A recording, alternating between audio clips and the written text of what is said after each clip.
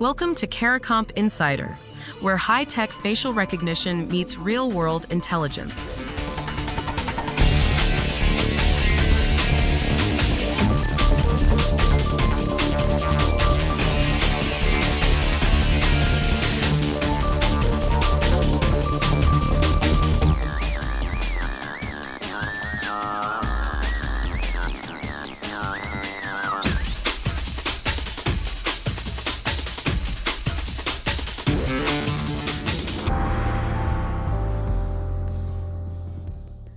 Two trained investigators sit down to compare the same two photographs, same lighting, same screen, same faces. One says, "That's definitely him." The other says, "I'm honestly not sure."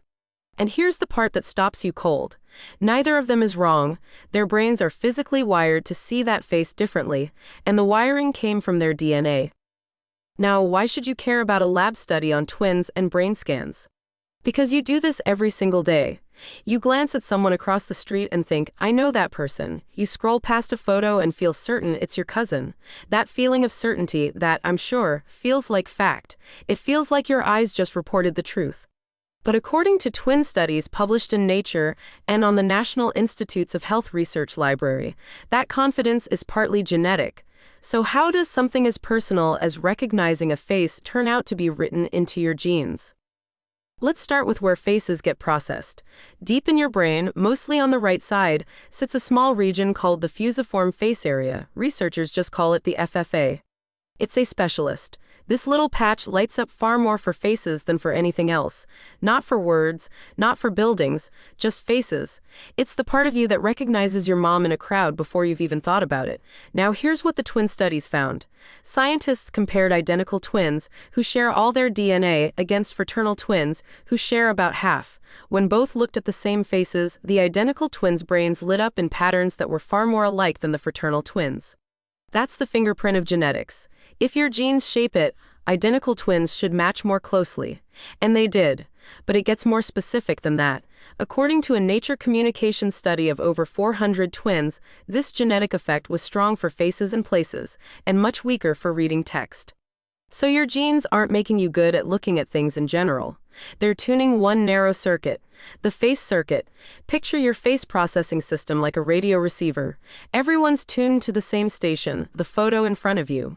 But some people's receivers are built to catch faint, subtle signals. Others are set to a coarser dial. Two people hear the same broadcast and genuinely pick up different details. Neither one is lying. Their equipment is just different from birth. And the numbers behind this are bigger than most people expect. According to an ERP brain wave study on the National Institutes of Health Library, somewhere between a quarter and two-thirds of the variation in how your brain responds to a face is genetic. That's not a rounding error. That's a huge chunk of your perception decided before you were born. This is where most of us get it wrong, and it's an easy mistake to make when you look at a photo and feel sure. It feels like reading words off a page, passive, objective, just the facts hitting your eyes. But that's not what's happening. That feeling of certainty is your own genetically tuned circuit firing. It's a signal your brain generates, not raw truth beamed in from outside.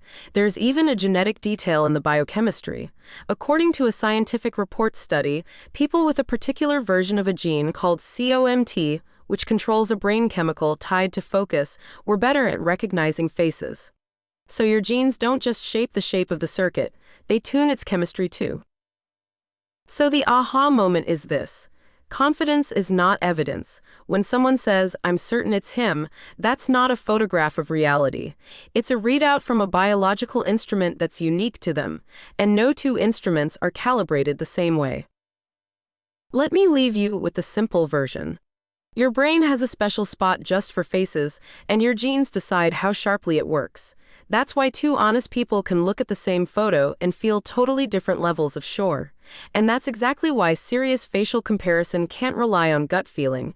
It needs measurement, consistent lighting, and tools that check rather than trust a hunch. Whether you carry a badge or just carry a phone, "I'm sure it's them" was never the whole story.